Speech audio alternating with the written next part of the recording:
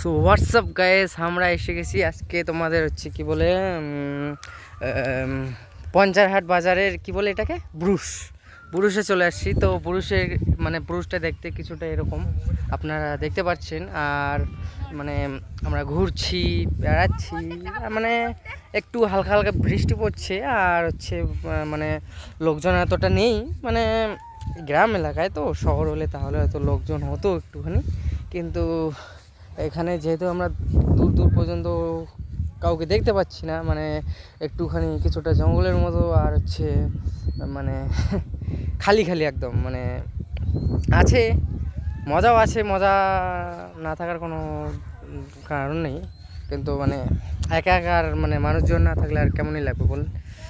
এই হচ্ছে ব্যাপার। তো এটা হচ্ছে আমার কুত্তা বোন, এটা হচ্ছে আমাদের বিক্রম ভাই।